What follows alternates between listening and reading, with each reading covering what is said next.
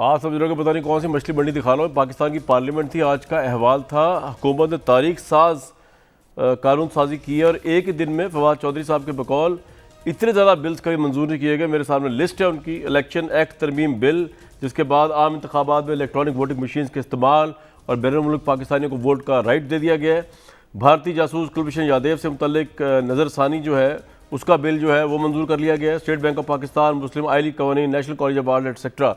बहुत बड़ी तारीख साज कामयाबी हुकूमत की, पाकिस्तान तहरीक इंसाफ की, और उतनी ही बढ़कर तारीख साज शिकस्त हुई है इसमें अपोजिशन को। वो 2021 तो हुकूमत के नंबर्स थे और अपोजिशन के 203 थे। 10 वोट्स जो थे वो अपोजिशन के मिसिंग थे। अपोजिशन के अपने बंदे भी पूरे नहीं आ सके, लेकिन फिर भी शिकस्त जो है वो मानना भी बहुत मुश्किल काम होता है। तो शहबाज शरीफ साहब का ज़रा असेंबली में पहले आप खिताब सुन लें। आज उन्होंने स्पीकर की पोजीशन को भी कंट्रोवर्शियल कर दिया। स्पीकर बेचारे पे आज बहुत खैर जो है जुल्म किया है, ज़्यादतियाँ की हैं अपोजिशन ने। हालांकि मामला स्पीकर के हाथ में नहीं है, तो उनसे बाला बाला की गेम है। शहबाज शरीफ साहब ने क्या कहा, ज़रा सुन लें। अवाम से तो इनको अब वोट मिलना महाल है, ये जानते हैं। मशीन के जरिए दोबारा ये सिलेक्टेड गवर्नमेंट अपनी मियाद को और तूल दे सके। ईवीएम क्या चीज है जनाब speaker? Evil and vicious machine. इनकी नीयत काली है, ये काले कवानीन पास करवाना चाहते हैं। पूरी मुत्तहिदा अपोजिशन शीशा पिलाई हुई दीवार बन जाएगी। हम ये काम नहीं होने देंगे, बिल्कुल। इनको जेब नहीं देता।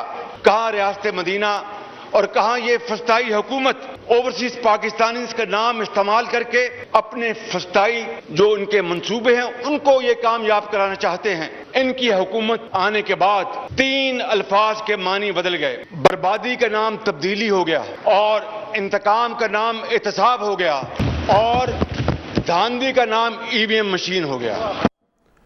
लो जी, ये भी। और दूसरा ये था कि बिलावल भुट्टो साहब ने आज ही इन बिलों को जो है कंट्रोवर्शियल करार दे दिया। उन्होंने कहा है कि अगले इलेक्शन में धांधली का सारा सामान बना दिया गया। आज से ही जो है ये ऐलान कर रहे हैं कि अगला इलेक्शन जो साफ शफाफ नहीं होगा। सुन लें उनकी भी गुजारिशात, फिर आते हैं वापस।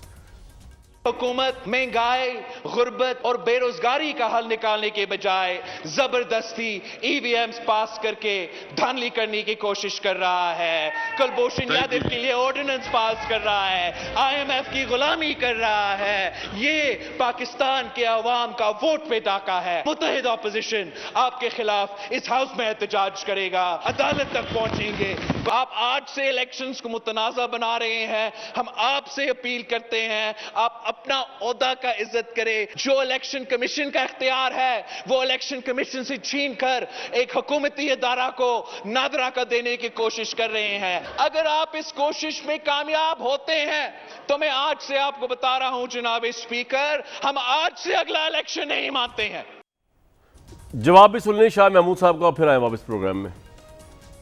कोई काला कानून मुसल्लत नहीं करना चाहते, हम माजी की कालक को धोना चाहते हैं। आज ये ईवीएम मशीन कोई ईवल विशियस मशीन नहीं है। ये मशीन इंशाअल्लाह उन ईवल डिजाइन्स को जो मुसल्लत किए जाते रहे उनको दफन करने के लिए लाई जा रही है।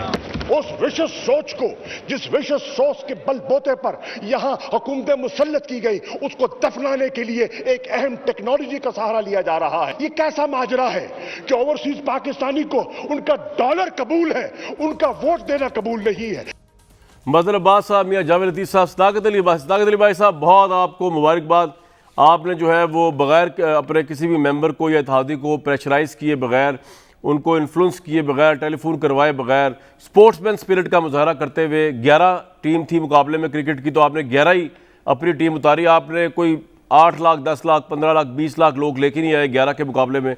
आपकी स्पोर्ट्समैन स्पिरिट को मैं दाद देता हूँ। और आपका करिश्मा ये था कि आपके जादू ऐसा चला कि वो 10 बंदे जो हैं वो इनके ऑपोजिशन के भी नहीं आ सके। तो आप पे तो मैं भी आऊँगा बाद में, क्योंकि आज तो आपका दिन है, आपको ज़रा बाद में बारी मिलेगी।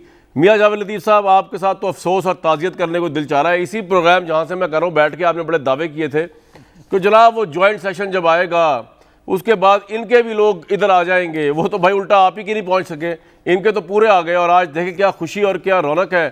सदाकत अली भाई साहब जो पिछले 8-10 दिन से मायूस मुबैना तौर पर फिर रहे थे, लग रहा था इनकी हुकूमत अब गई कटी पतंग की तरह, आज तो इतने खुश है। और आपके चेहरे के ऊपर जो है सिर्फ ताज़ियत का रंग ही है, इसलिए मैं कहा ताज़ियत कर लूँ। बहुत अफसोस हुआ। मियां जावेद लतीफ़ साहब, माइक आपके पास है। देखें कामरान शाहिद साहब, आपका ताज़ियत करने का भी शुक्रिया। जनाब और ये ताज़ियत पूरी कौम कर रही है कि इनके एक्ट पर आपने देखा कि जो मेरे हवाले से आपने बात कही, मैं उसका जवाब दे लूँ। आमर लियाकत की गुफ्तगू के बाद भी क्या मुझे कोई बोलने की ज़रूरत है? भाई रिजल्ट वो होता है जो आए नज़र। मियाँ साहब तुसी रिजल्ट पूरा नहीं दिता ना, तुसी इन्होंने बंदे पूरे नहीं लेके आए अपने बल, तुसी हार गए हो, शिकस्त मानो ते अगे चलो। अच्छा चले अगे चलने हैं। मैं गुजारिश करूंगा कामरान शाहिद जनाब कि हमेशा दुनिया में जहां कानून साजी होती है, जिस आइन में तरमीम की जाती है, वहां कंसेंसस से होता है। उसी कानून को, उसी आइन को मुकद्दस जानता है। मैं बारहा ये बात कह चुका हूं कि 1973 का जो आइन है आज पूरी पाकिस्तानी कौम के लिए इसलिए मुकद्दस है कि उसको मुतफिका तौर पर बनाया गया। नहीं वो ठीक है मियाँ साहब, लेकिन आप नहीं मान रहे थे ना, इलेक्ट्रॉनिक मशीन आप नहीं मान रहे, आपको धांधली सूट करती है मुबैना तौर पर बकौल गवर्नमेंट के। आपकी जो कालक है, अभी शाह महमूद ने क्या कहा है, आपकी जो माजी की कालक है धांधलियों की, उसको धोने के लिए आप तो कभी मुतफिका नहीं मानेंगे, तो अब ये बिल भी पास ना करें, ये तो बड़ी अजीब आर्गूमेंट है सर आपका। अच्छा तो फिर यार मेरी बात तो सुन लेना जी भाई। मुझे ये बताएं कि 2018 के इंतखाबात के नतीजे में, जिस नतीजे में शाह महमूद कुरैशी साहब वज़ीर ख़ारजा के तौर पर आज गुफ्तगू कर रहे थे, इनके मुंह पे फिर कालक है 2018 के इलेक्शन चुराने की? फिर आप ईवीएम उस वक्त तो नहीं थी, तो फिर क्या वो इलेक्शन चुराए गए थे? इसलिए मेरी बात सुने, मैं ये कहना चाहता हूँ, छोड़ें शाह महमूद कुरैशी का भी नहीं, लेकिन पहले ये बताया आज कौमी असेंबली में क्या हुआ, कौमी असेंबली में धींगा मुश्ती क्यों हुई, इमरान साहब के खिलाफ नारे आपकी तरफ से क्यों लगे, स्पीकर को आप लोगों ने क्यों इतना टारगेट किया, पर्चियां मार रहे हैं, उनको बदतमीजियां हो रही हैं, ये फ्रस्ट्रेशन थी, शिकस्त थी, क्या हुआ असेंबली में? पहले तो ये बताना मियाँ साहब। नहीं, उसकी बुनियादी वजह आज जो स्पीकर के हवाले से आपको एहसास हो रहा है कि उनकी बेइज्जती हुई है या उन पर कागज़ फेंके गए, तो वो सुन लें। कामरान एक ख़त लिखते हैं स्पीकर साहब अपोजिशन को, और वो कहते हैं कि अपनी तजावीज़ जो हैं वो स्पीकर ऑफिस पहुंचाएं। जब उसके जवाब में अपोजिशन लीडर जो है वो तजावीज़ उनको देते हैं, तो उसको डिस्कस किए बगैर, कोई मीटिंग बुलाए बगैर, उसको देखे बगैर अगले दिन जॉइंट सेशन हो जाता है। मैं तो ये कहता हूं कि आज स्पीकर साहब को अनाउंस करना चाहिए था हाउस में कि भाई जिस तरह आपने कहा कि मेरे से बाला चीजें हैं, मुझे तो जो मैंने आपको खत लिखा था मैं उसका जवाब, लेकिन आपने हंगामा क्यों किया यार? आज शिकस्त को ग्रेसफुली एक्सेप्ट करना चाहिए, हंगामा क्यों किया आप लोगों ने, नाराबाजी क्यों की? हंगामा अगर इसको हंगामा आप कहते हो तो उसकी बुनियादी वजह भी यही है कि आप कानून के जरिए आइन को बुलडोज करना चाहते हो। अगर आप ये समझते हैं, और हमने भी रिफॉर्म्स लाने के लिए, इंतखाबी रिफॉर्म्स लाने के लिए जो कमेटी बनाई उसमें अपोजिशन के तमाम लोग थे, भले ये कंटेनर मेरा साहब बात ये है कि अब आपके पूरे खट्टे अथॉरिटी से आप फवाद चौधरी साहब का मशवरा मान रहे हो, कह रहे हैं सुन लेना। अब मैं आपसे बात कर रहा हूँ यार, ठहर तो जाए, मैं बात आपसे कर रहा हूँ, आप पता नहीं कहाँ खतों के ऊपर ले गए बात। मामला ग्राउंड रियलिटी आपको डिफीट हुई है, आपने एक हवा बनाई हुई थी कि जी ये तो हुकूमत जाने वाली है, एक पेज फट चुका है। अब आपका क्या पुरसाने हाल है, आपकी बात की क्या सिग्निफिकेंस रहेगी लोगों में, बताए ना आप पूरी अपोजिशन की। अच्छा अब थोड़ा सा मुस्कुरा दें और हौसले से मेरी बात सुन लें, क्योंकि ये बातें जरा सख्त हैं। थोड़ा हौसला बता रहे हैं, कह रहा हूँ आपको। जी अच्छा मैं हौसले में हूँ, मेरा कोई इशू नहीं है। मैं आपको ये कहना चाह रहा हूँ कि देखें कामरान, कोई तरीक़ाकार होता है। आप देखें कि नवाज शरीफ दौर में जब हम रिफॉर्म्स लाने के लिए हमने कमेटी बनाई, भले ये कंटेनर पर चढ़े हुए थे, पीटीआई के, पीपल्स पार्टी के लोगों पर मुश्तमिल वो कमेटी थी, 117 के करीब उसकी मीटिंग हुई यार, मैं समझ आ गई जो कंसेंसस हुआ सर उन्होंने आपको आगे लगा के ना कंसेंसस के चक्करों में ये कमेटी आपको ऐसे छुरी फेरी, आपको पता ही चला। मैं से पहले सदाकत साहब के पास आऊँ। मजहर अब्बास साहब, आज पार्लिमान का तारीख का सुनहरा दिन है या जिस तरह ऑपोजिशन कह रही है स्याह दिन है, आपका ऑब्जेक्टिव एनालिसिस? शुक्रिया कामरान। देखिए इस वक्त जो सूरत हाल है वो तो बहुत वाज़ेह है। गवर्नमेंट ने अपने नंबर्स पूरे कर लिए, अपोजिशन के वैसे भी नंबर्स पूरे नहीं थे। अपोजिशन सिर्फ इस चीज़ पर रिलाय कर रही थी कि अगर इत्तेहादियों के दरमियान और हुकूमत के दरमियान मामला तय नहीं होते तो नेचुरली मेरा ख्याल है सेशन ही नहीं होता। मामला तय हुए तो सेशन बुलाया गया, वरना सेशन नहीं बुलाया जाता। तो जो नंबर्स हैं वो तो बहुत क्लियर हैं। नंबर्स अगर 200 यानी 10 अरकान आ भी जाते तब भी नंबर्स यही रहते, और 221 जिनके उनके पूरे नंबर से एक आध को छोड़ के वो सारे नंबर्स आ गए उनके। उस लिहाज से तो ठीक है, उस लिहाज से तो गवर्नमेंट की बहुत वाज़ेह फतह मौजूद है। लेकिन सवाल ये कि ये दर्जनों बिल्स लाने की ज़रूरत क्या थी?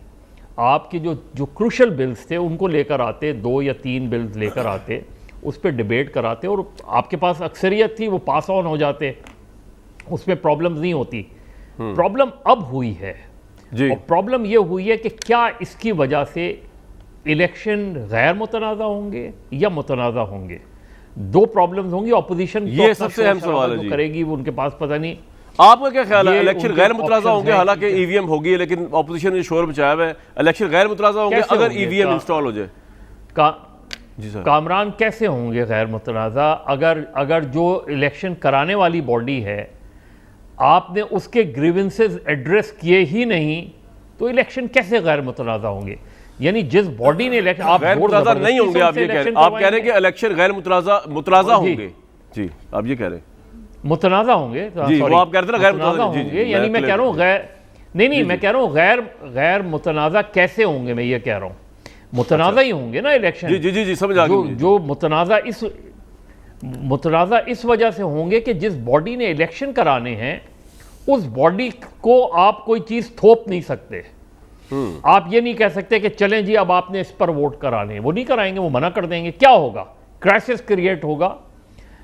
सुप्रीम कोर्ट क्या फैसला करती है? मेरा ख्याल है सुप्रीम कोर्ट के सामने सिर्फ एक चीज़ होगी, अगर किन किन चीज़ों को ये चैलेंज करते हैं ये देखना है। लेकिन सुप्रीम कोर्ट सिर्फ एक चीज़ को देखती है पार्लियामेंट की, ख़ास तौर पर लेजिस्लेशन के मामलात पे, कि वो आइन से मुतसादिम तो नहीं है जी। अगर आइन से मुतसादिम उनको नज़र आता है तो वो स्ट्राइक डाउन कर सकते हैं। लेकिन पीटीआई के पॉइंट ऑफ व्यू से दोनों चीज़ें जो हैं, जब आप ऐसी इलेक्टोरल रिफॉर्म्स लेके जाएंगे जो आपने खुद की हैं और आप खुद करना चाहते हैं, और फिर इलेक्शन कमीशन उस पर ऑब्जेक्शन करेगा, वो कह रहे हैं जी हमारे इश्यूज तो एड्रेस नहीं हुए। मेरे ख्याल में कि गवर्नमेंट ने इस लिहाज से थोड़ी सी जल्दबाजी कर दी है कि अगर वो एक तो ये कि दर्जनों बिल, लेकिन बदर साहब बात ये कि वो पॉइंट आपका आ गया, लेकिन आपको लगता है कि अब इस लेजिस्लेशन से वो जो हवा बनी थी कि हुकूमत आज गई और कल गई, प्री मैच्योरली चली जाएगी, वो हवा खत्म हो गई है या आपको लगता है कि नहीं? ये जी जी जी नहीं कामरान, देखिए वो तो रहेगी, वो फजा इसलिए रहेगी कि ये वक्ती तौर पे आपने किया ना, जिस तरह अक्सर आप करते हैं जब ऐसा इशू आता है। गवर्नमेंट ने सिर्फ एक चीज़ साबित कर दी है, वो ये साबित कर दी है कि जब भी इन हाउस कोई एक्टिविटी होती है वो अल्टीमेटली अपने इत्तेहादियों को मना के ले आते हैं, वो या मनवा लेते हैं। कोई ऐसा इत्तेहादी माँ सिवाय अख्तर मंगल के, हाँ माँ मनवा लेते हैं। वो हमें पता है कि इशारों की सियासत होती है इस मुल्क में, चाहे वो अपोजिशन हो चाहे हुकूमत हो, सियासत इशारों की होती है। बिल्कुल ठीक है। लेकिन गवर्नमेंट के लिए आज सेलिब्रेशन का दिन है। उन्होंने अपोजिशन को एक मरतबा फिर हाउस के अंदर शिकस्त दी है। बिल्कुल। अब अपोजिशन का ये देखना है कि क्या अब भी आप इन हाउस की तरफ जाते हैं या आप आउट ऑफ हाउस पार्लियामेंट के बाहर अपोजिशन करते हैं। बिल्कुल सही पॉइंट आ गया आपका। सदाकत अली अब्बासी साहब, मुबारकबाद तो आपको मैंने दे दी, लेकिन जैसा कि आपको पता है कि ये बिल जो है इलेक्शन, ये जो आपकी ईवीएम मशीन्स हैं, ये इलेक्शन कमीशन के हाँ भी मुतनाज़ा है, इसको अपोजिशन ने भी रद्द कर दिया हुआ है। तो इस तरह की मशीन और लेजिस्लेशन के जरिए आप किस तरह क्या पाएंगे? लेकिन एक सेकंड सिर्फ मैं 1 मिनट अगर आपको लूँ आपके टाइम का। कंवर दिलशाद साहब जो साबिक सेक्रेटरी इलेक्शन कमीशन है, उनसे पूछ लूँ। कंवर दिलशाद साहब को मेरी आवाज़ आ रही है? आवाज़ आ रही है, बताइए सर। ज़रा मुझे ये बता दीजिए कि अब एक बिल पास हो गया, आपसे मेरी पहले भी इस पर टॉक होती रही, आज तो बिल पास हो गया है। अब इलेक्शन कमीशन ऑफ पाकिस्तान के ऊपर ये बाइंडिंग है बिल कि उन्होंने लाजमी ईवीएम के जरिए करवानी पड़ेगी, या अभी भी वो कोई इस पर प्ली ले सकते हैं कि हमारे लिए पॉसिबल नहीं है, या इसके अंदर रखने डाल सकते हैं? और क्या इलेक्शन कमीशन का फैसला हतमी होगा या फिर ये मामला सुप्रीम कोर्ट में जाएगा? असूली तौर पर अभी तो इलेक्शन कमीशन पाकिस्तान इस कानून साजी पे इजहार करेगा। अब वो ये देखेगा कि अपोजिशन कहाँ जा रही है। अगर अपोजिशन जो है सुप्रीम कोर्ट ऑफ पाकिस्तान में, जैसे उन्होंने कहा है, वो चली जाती है तो ला मोहल्ला इलेक्शन कमीशन पाकिस्तान को भी पार्टी बनाया जाएगा अपोजिशन की तरफ से। अच्छा। तो पार्टी बनाया जाएगा तो फिर इलेक्शन कमीशन पाकिस्तान के पास खुली समंदर की तरह ताकत आ जाएगी और वो तमाम वो इतराज़ात जो उन्होंने सेनेट की कैमा कमेटी में पेश किए थे, 37 ऑब्जेक्शन वो भी, और जो पार्लियामेंट गवर्नमेंट को दिए, स्पीकर को दिए, सेनेट को दिए, वो सारी रिपोर्टें जो हैं वो आपने जवाब में दाखिल कराएंगे और कहेंगे जनाब इसके नतीजे में हमें गालियां पड़ी। और ये सारी अखबार की कटिंग आपके साथ बजा रहे हैं। ये उन्होंने हमें चोर कहा, हमें करप्ट कहा, हमें जो इल्जाम नोटिस भेजे तो नोटिस पे भी जवाब नहीं आए, जवाब भी नहीं दे रहे। तो हमें तो इस मामले में ये हमें इसका इनाम मिला है, ये इसके इतराज़ात हैं। तो फिर सुप्रीम कोर्ट ऑफ पाकिस्तान ये बड़ा अहम फैसला करेगी, एक और बड़ा अहम फैसला करेगी। अच्छा। वो फैसला ये हो जाएगा कि जो उन्होंने इंतखाबी फरिश्त के हवाले से जो नादरा को इख्तियार दे दिए हैं और इलेक्शन एक्ट 2017 के तकरीबन 24 शिकें हज़फ करके वो उन्होंने नादरा के हवाले कर दी है, तो ये आइन से मुताज़म है, आइन के आर्टिकल 218 के तहत। ये तो बहुत बड़ा ब्लंडर है और ये तो बिल्कुल आइन के साथ खिलाफवर्जी हो गई है कि आइन के साथ खेला गया है। इसको तरमीम करने की गुंजाइश ही नहीं है, तो तरमीम को कर ही नहीं सकता उसमें तो आइन का। तो दिलशाद साहब मुझे एक बात बताइए कि आप भी इलेक्शन कमीशन में तरसा रहे, आपको क्या एतराज़, को 3 बेसिक एतराज़ बताएं from election commission point of view. अच्छी मशीन है, उससे माजी की गंदगी प्राइम मिनिस्टर कह रहे हैं धुल जाएगी, धांधली की गलाजत धुल जाएगी, तो इसको क्यों ना अडॉप्ट किया जाए? 3 रीजंस बताएं मुझे क्यों ना अडॉप्ट किया जाए इसको। नहीं, उसको अडॉप्ट करने में भी मुश्किल पेश आ रही है, तो टाइम फैक्टर है। इंडिया ने 25 साल लगाने हैं, 1980 से शुरू किया, 2004 तक इसको तजर्बा करते रहे, 25 साल लगाया इंडिया ने, 25 साल। तो एक तो में बड़ी अहम बात है। दूसरी बात ये, इसके बाद जितने भी इंटरनेशनल रिपोर्टें आएंगे 167 ममालिक में से सिर्फ 6 मुल्क, छोटे मुल्क, इंडिया बड़ा नहीं वो ना बताएं मुझे कोई एक टेक्निकल रीजन बताएं कि इससे धांधली रुकेगी, या अगर आप कहते हैं नहीं रुकेगी तो कैसे नहीं रुकेगी, ये बताएं ना आज ऑडियंस को। तो हम तो इलेक्शन कमीशन के पॉइंट पर लेके आएंगे, तो इलेक्शन कमीशन ये कहा कि इसमें धांधली नहीं रुकेगी, इसमें बाकायदा में ये कहा है कि वोटों की खरीदो फरोख्त हो जाएगी। अच्छा, ट्रांसपेरेंसी नहीं रहेगी, राजधानी नहीं रहेगी, वोट बिकेंगे। इसमें पूरी रिपोर्ट जो भेजी है सेनेट कमेटी ने, सब यही कहा है कि जनाब इसमें तो वोटों की खरीदो फरोख्त हो जाएगी। राइट। ये सारा मामला जो है वो सारा इलेक्शन कमीशन कह रहा है, मैं नहीं कह रहा। इलेक्शन कमीशन कह रहा है कि जनाब इसमें ये खराबियां हैं, तो वो कैसे ओनरशिप लेगा? सर पॉइंट आ गया आपका। कंवर दिलशाद साहब बहुत शुक्रिया। सदाकत अली भाई साहब सुन लें, सारे लोग यही कह रहे हैं कि ये मुतनाज़ा बिल आपने पेश किया है, इसकी फतह का जश्न मनाने का फ़ायदा क्या जब इस पर तनाज़े खड़े हो गए? अभी सही कामरान 4-5 वजह है फतह की और जश्न मनाने की। एक तो ये अफवाह साजी की जो फैक्ट्रियाँ थी वो बंद हो गई कि जी अवाम का रुख बदल गया, हुकूमती मेम्बरान बागी हो गए, इत्तेहादी नाराज़ हो गए, और ये भी एक पहलवान बने फिरते थे, वो जैसे वो ख़ास एक वो म्यूजिकल शो में होता है कि जनाब एक बंदा पहलवान बना फिर पल्ले नहीं तेला तो कर दी मेला मेला। एक तो बात ये है, इनको ये जो पटका सियासी लगा है ना, इनको अपनी वक़्त याद आएगी। और उसके बाद मैं ये यकीन से कह सकता हूँ, आज मैंने शहबाज साहब की तकरीर सुनी है और बिलावल साहब की तकरीर सुनी है, दोनों की तकरीर में बिल्कुल सब्सटेंस नहीं था, बॉडी लैंग्वेज शिकस्त खोरदा तकरीर थी। यकीन से कहता हूँ कि ये ईवीएम पे बिल्कुल लाइन पे आएंगे, ईवीएम पे आएंगे। हम इतना माहौल बना देंगे, एक तो हम पायलट प्रोजेक्ट कराएंगे इसके, नंबर 2 अवेयरनेस देंगे। मैं आपको आज इस प्रोग्राम में क्या होता है वो प्रेडिक्शन कर रहा हूँ कि ये इतना अवामी प्रेशर पड़ेगा कि ये ओवरसीज वोटर पे भी आएंगे और ये ईवीएम पे भी आएंगे। बाकी रही बात, ये मजाक उड़ाना है पाकिस्तान के आईटी प्रोफेशनल्स का कि जी मशीन है तो मशीन काबू नहीं करेगी तो धांधली होगी, ये तो बिल्कुल ही मैं समझता हूँ कि कोई जहालत की बातें हैं। ये कहना कि आजकल का जो आईटी प्रोफेशनल है वो इलेक्ट्रॉनिक वोटिंग को रोक नहीं सकता और वो शायद इतना नालायक है, ये पता नहीं किस ज़माने की बातें करते हैं। और दूसरी बात है, ना उसमें कोई एक्सटर्नल डिवाइस है, ना वो इंटरनेट कनेक्टेड है, वो एक कैलकुलेटर है और साथ साथ पेपर ट्रेल भी है। इंशाअल्लाह कामयाबी होगी। सर वो आरटीएस सिस्टम भी तो पाकिस्तान के किसी आईटी माइंड ने बनाया था ना, उसमें शक जब से हुआ करने वाले, हाँ जी वो शक हुआ, इसलिए वो शक हुआ। ये वावेला करने वाले, इनको जगह नहीं मिलेगी। ये वही है ना जो कहते थे आर या पार करेंगे, हम सेनेट का इलेक्शन नहीं लड़ेंगे, हम इस्तीफे दे देंगे। इनको पाताल में भी जगह नहीं मिलेगी बकौल आपके। पड़ी है। इनकी वजह क्या है? इन्होंने पाकिस्तान को लूटा, पाकिस्तानियों को दिल तोड़े, ये बेवकूफ़ हैं, ये क्रेडिबिलिटी जीरो पे हैं। इंशाअल्लाह ये पीटीआई ने जो ये काम किया है ये इंटरनेशनल क्रिकेट की तरह। लेकिन सदाकत साहब एक बात बताऊं आपको मैं, ये जो आप कह रहे हैं ना बेवकूफ़े और 2 टके की इनकी वैल्यू, मेरी बात तो सुन ले मेरे भाई, ये जिनको आप बेवुक्ता और 2 टके की वैल्यू कहा, लेकिन बेवुक्ते हैं। मतलब बेवुक्ता का मतलब तो फिर होता है कि 2 टके भी नहीं है चैलेंज, आपने तो उससे भी नीचे गिरा दिया। हाँ समझ आ गई। अगर मोनेटाइज किया जाए तो इस तरह होगा ये कि अगर क्वांटिफाई किया जाए किसी चीज़ों को। लेकिन अपनी क्रेडिबिलिटी बहाल करने के लिए मरियम नवाज साहिबा, यार सुन तो लें, मरियम नवाज साहिबा जो है वो मुझे लग रहा है कि मुजरिम की सफ से वो बहुत जल्द जो है वो मासूम की उसमें आने वाली है। और नवाज शरीफ साहब भी सुन लें आज क्या हुआ, उन्होंने आज बड़ी बम्बार्ड किस्म की प्रेस कॉन्फ्रेंस की है, अपनी जो हियरिंग चल रही है को लेकर। सुनवाएं जी जरा इनको।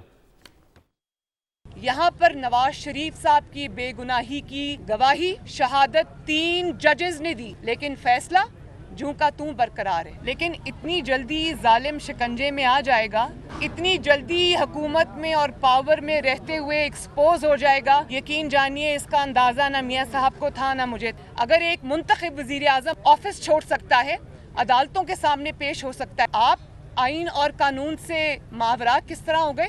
इमरान खान जैसे शख्स को जो आज 22 करोड़ अवाम का मुजरिम है, साबित करप्ट तरीन इंसान है, जो ना सिर्फ करप्ट है बल्कि करप्शन का सरगना है, माफियाज का सरबराह है, ऐसे शख्स को साकिब निसार साहब ने साकिब और अमीन के लक़ब से नवाजा। आज दिन तक इमरान खान ने पाकिस्तान के 22 करोड़ अवाम से जो भी ज्यादतियाँ की हैं, उन सब का जिम्मेदार सबसे बड़ा आज साकिब निसार साहब हैं।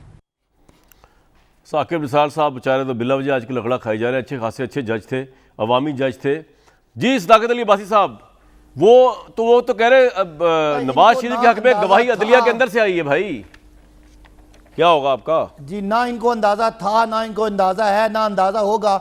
इन खातून की 3.5 साल में कोई एक बात इनको बता दें जो को सच साबित हुई हो। एक तो इन्होंने कहा था मेरी लंदन में तो क्या पाकिस्तान में कोई प्रॉपर्टी नहीं है, वो भी निकल आई। इन्होंने कहा था मैं आर या पार करने लगी हूँ, ये हो रहा है वो हो रहा है, मेरे चीते इस्तीफा देंगे, मेरे शेर इस्तीफा देंगे, उन्होंने इस्तीफा भी नहीं दिया। यानी एक कोई ऐसी बात इन खातून की भाई वो तो कोर्ट कर रही है 3 जजों की गवाही। मेरे भाई अपनी बात तो कर ही नहीं, वो 3 जजों की गवाही कोर्ट कर रही हैं। वो जो जज साहब ने जो कुछ किया है, जो इन्होंने उनसे करवाया है अलेजेडली या चले मुबैना तौर पे, वो बेचारे जज को भी उन्होंने शर्मिंदा फंसा दिया मेरा ख्याल है। अब तो ये एक और पेशी इनके खिलाफ जाएगी। और जो इनकी तारीख से पहले कोई वीडियो निकालता है, कोई बयान निकालता है, मेरा ख्याल है वो इनको मजीद एक्सपोज करता है। एक मिनट रुक जाए मियां जावेद लतीफ साहब, कोई इस हवाले से आप इस हद तक जाना चाह रहे हैं कि कोई वीडियोस भी आएंगी और वो वीडियोस की नोयत खुदा न खास्ता क्या होगी भाई, को खतरनाक तो नहीं है?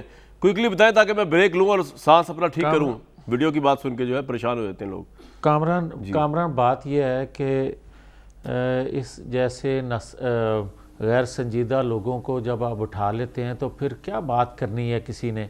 मगर मैं फिर भी आपका प्रोग्राम है, मैं अर्ज कर देता हूँ जनाब। मियां साहब एहतराम से करें, मैं आपका बड़ा एहतराम करता हूँ, ये जुमला ठीक नहीं है। नहीं जिस तरह नहीं जिस मैं आपका एहतराम करता हूँ। 2-3 चीजें चले अब एक तो ये है, सारे काबिल एहतराम गेस्ट हैं जी प्रोग्राम में। पाकिस्तान के अंदर आप बात करते थे या बात की जाती थी जस्टिस क़य्यूम मलिक की। जी और जस्टिस क़य्यूम मलिक की एक ऑडियो जो आई, शहबाज शरीफ साहब के हवाले उस फैसले का क्या बना। जी ठीक है। अब इसी तरह मैं अर्ज करता हूँ कि एक वीडियो आई अरशद मलिक के साहब के हवाले से, उन्होंने फैसला दिया था। उसके बाद जस्टिस शौकत सिद्दीकी साहब की एक स्टेटमेंट आई और उन्होंने अपनी अपील में भी वही बात की और जिसको हमने कोट किया। मैं कह रहा हूं वीडियो क्या आने वाली है, जो वीडियो के मतलब धमकी दी गई आप। एक सेकंड यार कामरान, एक सेकंड कामरान साहब, एक सेकंड प्लीज। मैं तीसरी शहादत आई राना शमीम साहब की। मुझे ये बताएं कि एक जज साहब जो हैं वो दूसरे जज साहब के खिलाफ एक इल्ज़ाम लगा रहे हैं, क्या इसको इन्वेस्टिगेट नहीं करना चाहिए? और जहाँ तक ये तल्लक है कि राना शमीम जो हैं वो नवाज शरीफ के तल्लकदार थे, तो मुझे ये कोई बताए कि क्या जस्टिस साकिब निसार साहब जो थे वो नवाज शरीफ के तल्लकदार नहीं थे? क्या उनको अपॉइंट जो किया था बतौर सेक्रेटरी लॉ और उसके बाद भी जस्टिस के लिए भी और खोसा साहब को भी उनका नाम प्रपोज करने वाली उस वक्त की हुकूमत नहीं थी? क्या उनसे तल्लक नहीं था? इस बेस पे अगर ये कह दिया जाए कि राना शमीम जो हैं वो जनाब तल्लकदार थे, इसलिए मैंने सवाल ये पूछा था, बात सारी आ गई, ताल्लुक में सवाल उठाया था, गवाही है, गवाही को इस्लामाबाद हाई कोर्ट देख रही है। आखिरी बार पूछ लो ब्रेक में जाने से पहले, कोई वीडियो आ रही है और वीडियो की नोयत क्या है? देखें, मुझे वीडियो का तो इल्म नहीं है, मगर मैं ये ज़रूर कह दूंगा कि बेशुमार चीज़ें हैं जो कुछ किया गया नवाज शरीफ को नाअहल करने के लिए, करवाने के लिए, जो जो इसमें करैक्टर थे, जो जो किरदार थे, वो बेनकाब होते पॉइंट आ आ गया रहे हैं आपका। और और नवाज मजीद साहब अभी क्विकली होंगे। ब्रेक पे जाने से पहले सर, आपको लगता है कि जो हरकतें पीएमएलएन करवा रही है एलिजिडली, या ये जो एफिडेविट अपने तौर पे भी आ रहे हैं, इससे वो दाग धुल पाएगा कन्विक्शन का नवाज शरीफ साहब पे और मरियम नवाज साहिबा पे? और आपको लगता है कि कोई ऐसा मंजरनामा देखेंगे कि पहली दफ़ा इमरान खान साहब अपने मुकाबले किसी लीडर का मुकाबला करेंगे मैदान के अंदर, यानी नवाज शरीफ का, एज अहल नवाज शरीफ? कामरान देखिए, पाकिस्तान की पॉलिटिक्स में कुछ भी हो सकता है। हमारी कोई जुडिशल हिस्ट्री बहुत ऐसी ताबनाक नहीं है कि जिसमें हम ये कहें कि कोई मिसालें दें। ऐसी मिसालें तो हमें मिलती हैं कि कुछ जजेस थे जिन्होंने ओथ नहीं लिया, लेकिन कोई अच्छी हिस्ट्री तारीख नहीं रही है, तो कुछ भी हो सकता है। असल चीज़ ये है कि देखिए, इस किस्म की वीडियो, इस किस्म के बयानात से मामलात नहीं ठीक होंगे। मामलात सिर्फ एक ही तरह ठीक हो सकते हैं, उनकी अपील एक्सेप्ट होती है कि रिजेक्ट होती है। सही है। अगर रिजेक्ट होती है तो आप जो कुछ भी कहते रहें, कोर्ट से रिजेक्ट हो गई आपकी अपील, और अगर एक्सेप्ट होती है तो फिर इमरान खान साहब के लिए बड़ी सियासी प्रॉब्लम्स है। आपको लगता है नवाज शरीफ साहब को पॉलिटिकली फेस करना मुश्किल है इमरान खान साहब के लिए मैदान में? क्योंकि आज तक तो किया नहीं उन्होंने, मतलब जब से लास्ट इलेक्शन में तो नहीं किया। अभी देखिए कामरान, नवाज शरीफ साहब 2016 के पनामा लीक्स के बाद नाअहल हुए, उनको सज़ा हुई, उनके लोगों पे मुकदमा चले। उसके बाद 2018 का अगर हम इलेक्शन देखें तो 2018 के इलेक्शन के रिज़ल्ट, इस सारे बैकग्राउंड में 2016 से 2018 के बाद भी रिज़ल्ट क्या आया? रिज़ल्ट ये आया कि पंजाब में सिंगल लार्जेस्ट पार्टी नून लीग बनी। पीटीआई ने जरूर। मेरा सवाल ये है कि नवाज शरीफ को अफोर्ड कर सकते हैं मुकाबला इसका? इस पर बात कर लेंगे ब्रेक के बाद, टाइम लग रहा है काफ़ी हो गया, ब्रेक एक ले लो उसके बाद। लेकिन सदाकत साहब के लिए ये सवाल भी है कि इनकी परेशानी की बहुत बड़ी वजह यह है कि अदालत से रिलीफ ना मिल जाए, और दूसरा ये कि ये ईवीएम आज पास तो उन्होंने करा लिया, लेकिन जो ऑपोजिशन का तेवर है उसके बाद अगर सुप्रीम कोर्ट ने स्ट्राइक डाउन कर दिया तो ये कितनी बड़ी सियासी हजीमत या प्रॉब्लम हो सकती है हुकूमत के लिए। एक ब्रेक के बाद जी। सदाकत अली अब्बासी साहब ऑपोजिशन से मुज़ाकरात करके उनके साथ बनाकर मुतफ़िका बिल पेश करते 17वीं तरमीम की तरह। आज ये ना तराजे की बातें आती, ना ये आता कि जी कोर्ट में ये इस मामले को लेके जाएंगे, ना ये आता कि इलेक्शन कमीशन नहीं मानेगा। क्या फ़ायदा इतनी एफर्ट करने के बाद? आपने इत्तेहादी भी पता नहीं किस तरह मंगवाए, आमिर लियाकत साहब को पता नहीं किससे कह के बुलवाया, इतनी एफर्ट की, उसके बाद अगर कोर्ट स्ट्राइक डाउन कर दे इसको, इलेक्शन मुतनाज़ा हो जाए, अपोजिशन बाइकआउट कर दे, देन व्हाट? देखिए, जहाँ तक इनको मुशावरत की बात है, हमने पूरी कोशिश की, लेकिन ये किसी और जोम में फिर रहे थे, अकड़े फिर रहे थे। अच्छा। अब इनको हमने 2 सियासी पटके मारे हैं, अब बिल्कुल इनको दोबारा ऑफर करेंगे, ये आए बैठे हैं हमारे साथ, मुज़ाकरात करें और इलेक्शन लड़ना है, और सब ने लड़ना है। तो उसके लिए सिस्टम हमने ठीक कर दिया, आप नहीं कर सकते थे तो हमने ठीक किया। आज आपकी हर बात सही लग रही है, क्योंकि यू नो सक्सेसफुल आदमी जो होता है ना सदाकत भाई, सक्सेसफुल आदमी से आज आप है, उसकी गलत बात भी सही लग रही होती है, आज आप बोले अच्छी लग रही है, सही लग रही है आपकी बातें सारी।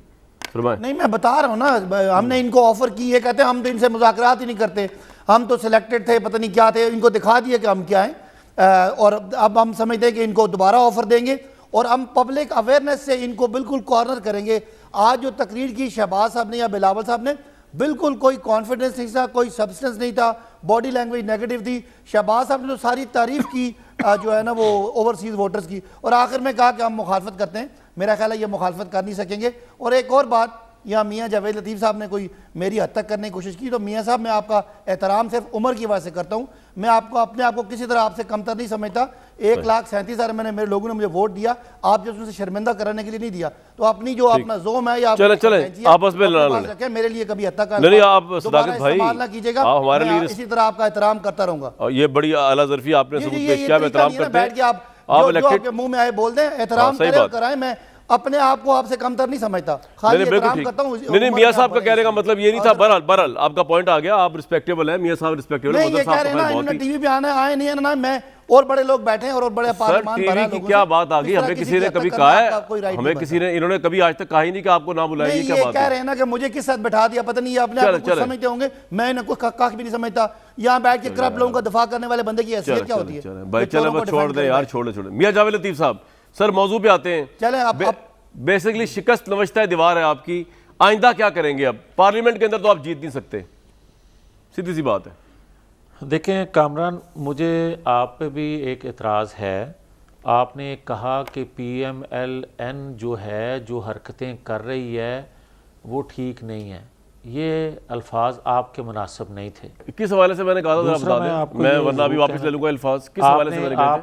आपने हाँ, जो आपने राना शमीम के हवाले से जो बात की थी, नहीं, ना, मैंने ये उसके कहा था alleged मियां साहब, एक है, मैंने कहा था वो- आपके मुतालिक ये एलिज्ड है कि राना शमीम के जरिए जो है वो अदालत के वकार के ऊपर जो है वो आप ये हरकतें कर रहे हैं कि अदालत के वकार को धचका दिया जाए। ये मैंने कल भी कहा था, और आपकी किसी हरकतों की मैंने बात नहीं की थी। एलिज्ड, लेकिन- चले मैं हरकतों का लफ्ज़ वापस ले लेता हूँ, लेकिन चले सवाल दोबारा फ्रेज कर लेते हैं कि आप एक कंपेन के जरिए जजेस को, रिटायर्ड जजेस को उठा के लेके आ रहे हैं, कंपेन के जरिए इंजीनियर्ड कर रहे हैं पूरी कंपेन, ये भी पैसा गलत लगा है। रहे हैं एलिजिड। नहीं भाई, ये जो इल्जाम है आप पे, यार एक मिनट बात तो सुन लें सर, मैं नहीं कह रहा, तो इल्जाम आपके सामने रखा है, हुकूमत यही कह रही है, इसका जवाब ये बात थी। हाँ जी, नहीं कामरान, यार आप ये कहना कि हुकूमत ये कह रही है, आप ये कह रहे हैं कि आप एक मैं नहीं कह रहा भाई, मैं कह रहा हूं कि हुकूमत ये कह रही है, मैं यही कह रहा हूं आपको। मुझे तो नहीं पता आप कंपेन, मेरे तो राना शमीम को भी जानता है। सुन ले राना शमीम साहब के क्या ताल्लुकात है, लंदन में आपकी क्या डील हुई या नहीं, आई डोंट नो दैट।